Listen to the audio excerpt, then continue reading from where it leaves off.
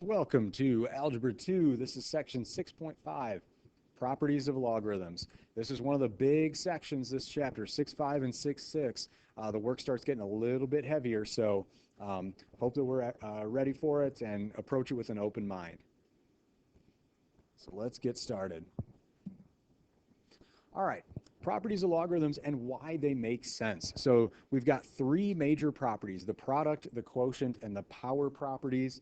And they make sense if we understand our definition of a logarithm. A logarithm is that perfect exponent.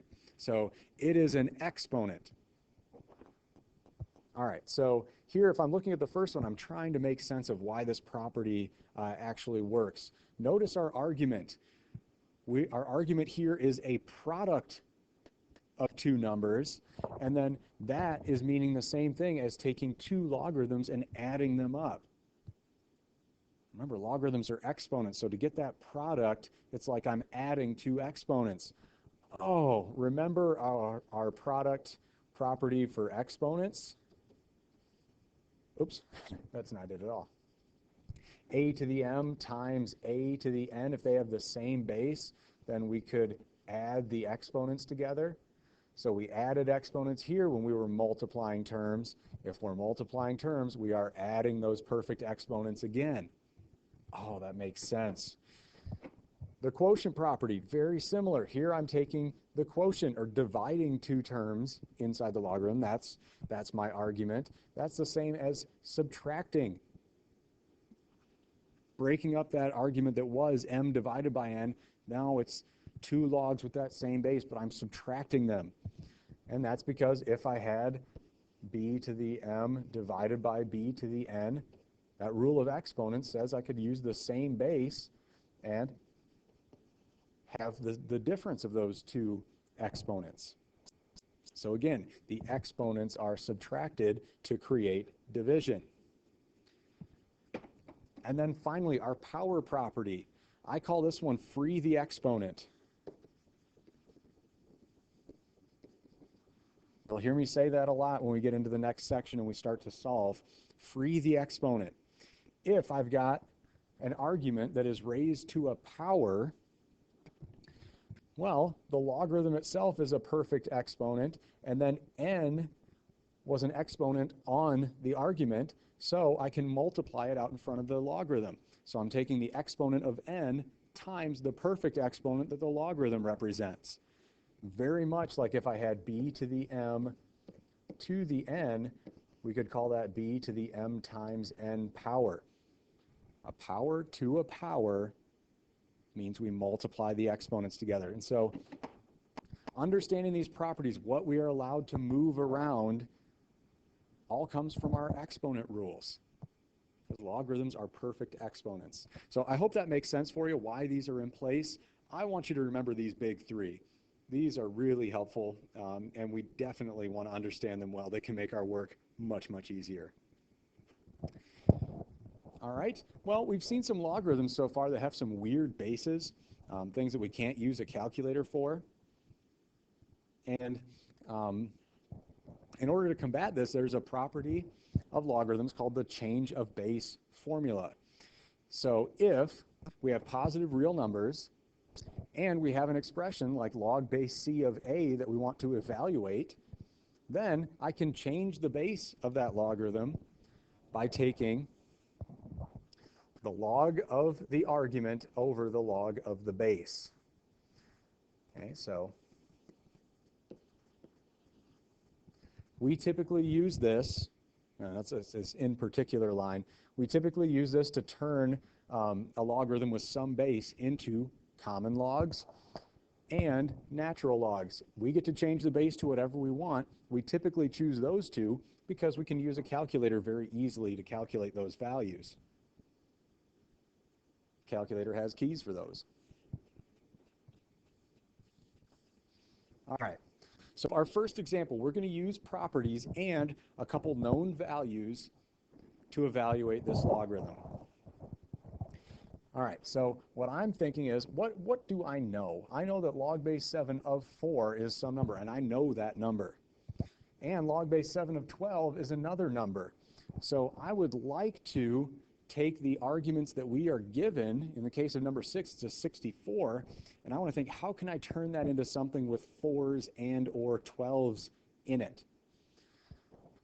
All right, so I might mess around. I don't want to change its value at all, but I know that 64 is 4 to the 3rd power. We saw that an awful lot in chapter 5. We're dealing with cube rooting and solving those radical equations. And, oh, okay, now look at this. I've got a logarithm with an argument that has a power. I can free that exponent. Okay, that's that power property. So this is the same as 3 times log base 7 of 4. And this is exactly what I want to see because I know what log base 7 of 4 is. So I'm taking 3 times 0.712. And we'll use a calculator for that. It's probably 2.136, but we'll see. Yeah, 2.136. So by using those properties, I can manipulate the logarithm to match some of the known values that I have. Number 8. Okay. Well, here I've got log base 7 of 1/3. Oof. How can I change this 1/3 into something involving 4s and 12s? Oh. Why don't I rewrite it like this? Log base 7 of 4 divided by 12, that simplifies to 1/3, so I haven't changed its value at all, but now I see a 4 and I see a 12. And now I've got a logarithm that has division in its argument, so I can apply the quotient property. That says that's the same thing as log base 7 of 4 minus log base 7 of 12. And I know both those values. This is our key point. This is our hallelujah moment where we have the numbers that we need. I'm taking 0.712 and subtracting away 1.277 to get my answer. And let's see what that comes out to be.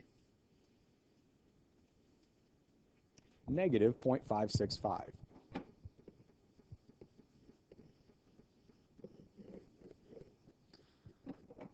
But Mr. Hartz, why do we do that? If we just wanted to evaluate that logarithm, why didn't we do that change of base formula thing that we just saw in the last slide? Well, you could. Here they're specifically telling us to use the given logarithms or the given approximations. So we definitely want to use the properties to incorporate those values, but that change of base formula would be a pretty cool way to check. So let's change this log base 7 of 64 into common log of the argument over common log of the base, and just see if we get the same decimal answer. So let's see, log 64 divided by log 7. And here I get 2.137. So definitely very, very accurate. Obviously the approximations we were given were probably rounded, but we get something very, very close. What about the other one? If I do log of 1/3 over log of 7, change the base, do I get something close there as well? So really nice way to check. Let's see, log of 1/3 divided by log of 7, and I get negative 0.56457. So yeah, definitely something very close. Again, using those rounded approximations we were given earlier, our work with the properties does a really nice job. Change of base formula ends up being more accurate, but it's quality practice, and they did tell us to use the approximations. So there we have it. Example 2, very vague instructions. Expand the logarithmic expression. So here we are undoing the properties, trying to turn one logarithm into many. And you'll see why this is helpful here in just a second. We want to know these properties backwards and forwards are going to help us out when we go to solve logarithmic equations in the next section. So number 14, it looks pretty simple right now. It's log base 8 of 3x. Well, that 3x is 3 times x. So if I were to expand it out, I would take that product and turn it into a sum of 2 logs with the same base and split up that argument. So I have log base 8 of 3 plus log base 8 of x. All right, there's nothing else I can do. There's no exponents I can free, no simplifying that can take place. That is our full expansion. Sometimes it doesn't require much work, but sometimes, as you'll see here in a minute, there are a few steps involved. Number 20. I'm just going to express this a little bit differently. I'm going to call this log base 5 of x squared y to the 1/3 power. And there are a number of different ways I could apply the properties here. You can see I've got a product, I've got a few different exponents going on in there. I'm just going to kind of go through what I see in order, but you could definitely break this up in different ways. Actually, we'll go through 2 of them. So the one I see first is that as soon as I get rid of the radical, right, exponents and logarithms are the things that work really nicely together. So I'm going to change that radical into an exponent so I can use these properties that we've just discussed. And once I get to this point, I notice that my argument is raised to a power. Oh, if I got a logarithm with an argument to a power, I can free that exponent. So now I have 1/3 times log base 5 of x squared times y. And oh, then this logarithm that's inside, it has a product in its argument, so I can split that up into 2 logarithms. So I've got 1/3 times the quantity, right? That 1/3 is applying to everything here. If it was a product in the argument, it turns into a sum of logarithms. All right, and then I've got one last thing I can do. This log base 5 of x squared, I can free that exponent now. So now my log base 5, its argument has an exponent on it. So I get 1/3 times 2 log base 5 of x plus log base 5 of y. And then finally, if we're going to simplify this, we don't want parentheses. We better distribute that 1/3. Just multiply that into both logarithms. So that would become 2/3 log base 5 of x plus 1/3 log base 5 of y. And when we multiply a logarithm by a number, it just takes the role of a coefficient on the logarithm. So now, was there a faster way that we could have possibly gotten this answer? I believe so. Maybe save a step. So at this first juncture here, we freed the exponent right away, but we also know that inside that argument, if I've got a product of 2 terms raised to a power, then what's really happening inside is I've got x squared to the 1/3 times y to the 1/3. And then still just working on the argument there, if I take a power to a power, I multiply those exponents together. So that's what I do on x. Now my logarithm just has a product in it, so I can split that up into a sum of 2 logarithms.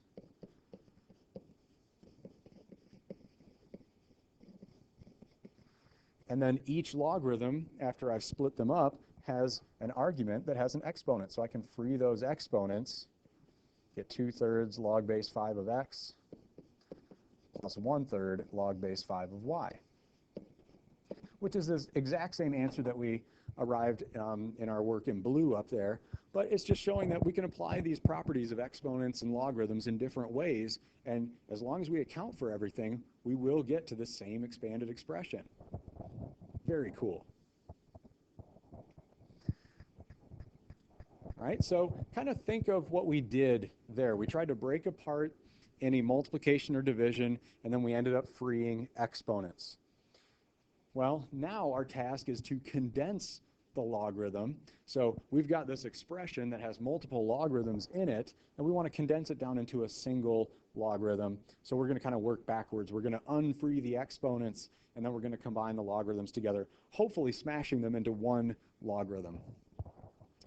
So number 26, any exponents that I need to unfree? Yep, this 2 out front. I need to unfree that exponent, which would make log base 10, but I don't have to write that, x squared plus log 11. And now I have two logarithms separated by addition. I can condense that into one logarithm with the same base, base 10 in this case, and I multiply those two arguments together, 11x squared. We've gotten down to one single logarithm. It has no coefficients. That is condensed as much as we possibly can. All right, let's try number 30. There's a little bit more involved here. Any exponents I need to unfree, not in the first term. Oop, here this 2. Need to unfree that exponent, and the third logarithm's okay as well. So I've got log base 3 of 4 plus log base 3 of 1/2 to the second power plus log base 3 of x. All right, now I may take a second here and say, okay, well, log base 3 of 4 plus log base 3, 1/2 to the second power is 1/4. Square the top, square the bottom. So I can clean up that argument right there. And then I've got all three of these logarithms. They do have the same base. They must do that if I'm going to combine them together. And I can express that as 1 log base 3 with, they're all separated by addition. That means I will multiply their arguments. 4 times 1/4 times x. All right, and I can clean up that argument again. Log base 3, 4 times 1/4 is just 1. So log base 3 of x is my final answer.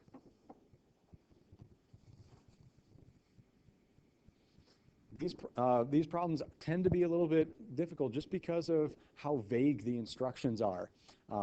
But again, just see what you can do. That's often the mistake students make, is they don't try anything. Try something, see what works, and always refer back to those three properties. See, what can I possibly apply here?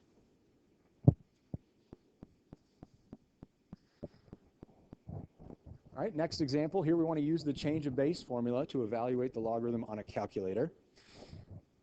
Number 34, if I've got log base 5 of 13, I'm going to take the common log of the argument over common log of the base and just type that in. Be careful with parentheses when you type this into your calculator. Log of 13 divided by log of 5. I get 1.594 when I round it.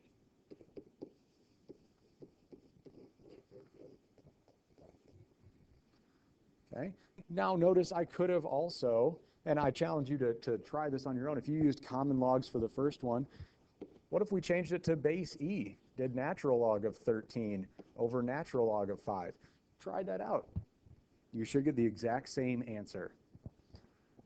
Number 40, if we're going to use the change of base formula here,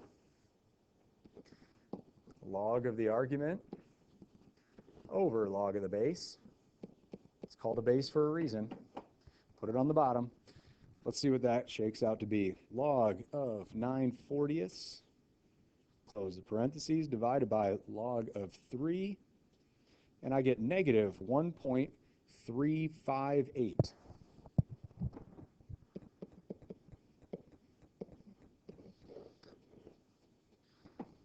Okay, and again, take a second and confirm that we could have changed this into any base that we wanted to. Now, if you have a newer TI calculator, if you hit the math key and you toggle all the way down, it's probably easier to toggle with the up arrow as soon as you hit the math key, you should see something called log base. It kind of looks like that. And that will allow you to evaluate a logarithm with any base, and it just has the change of base formula pre-programmed in. But just realize that this feature is available on most modern calculators, and it can save us this type of work.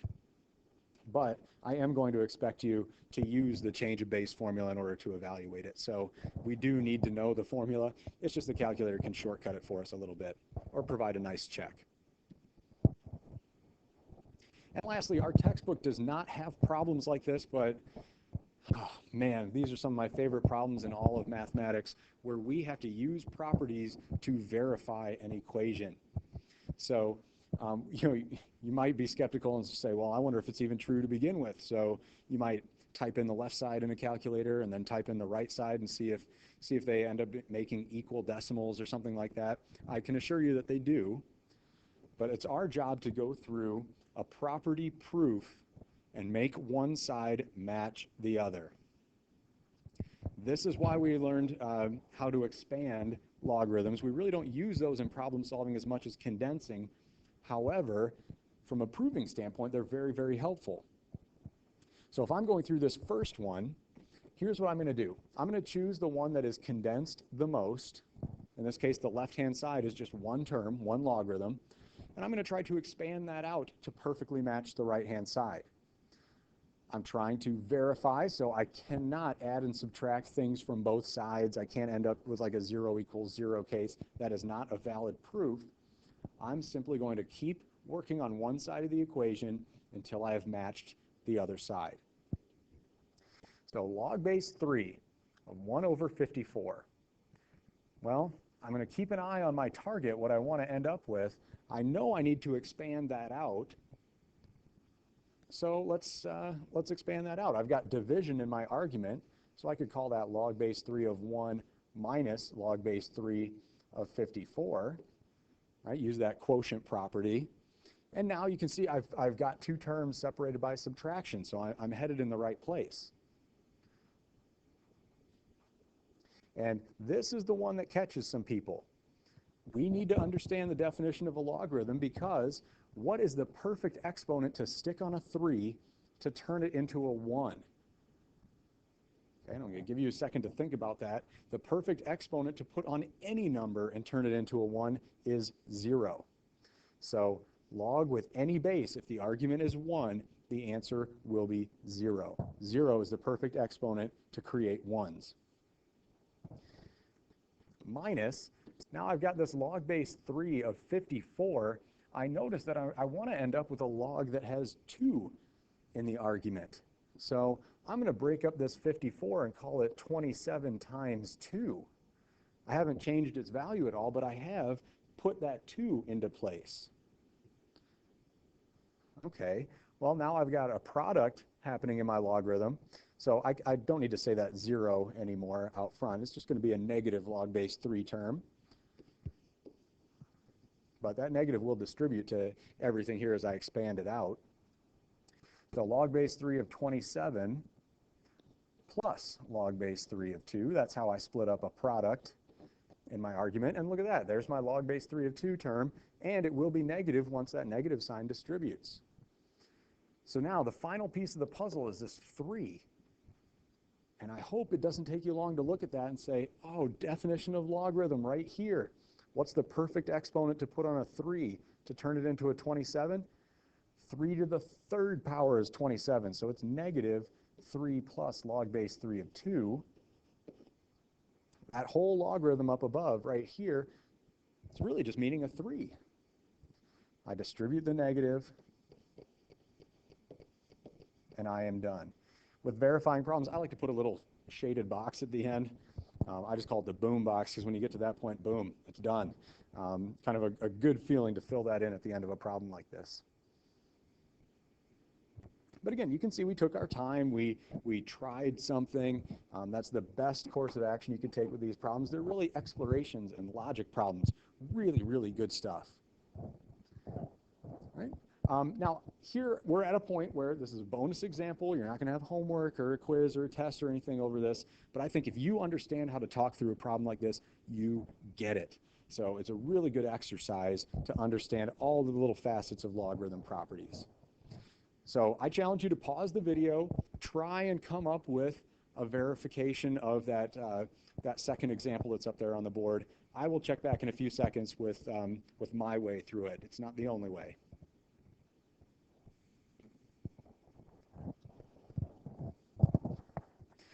Okay, here we go. Let's have a look.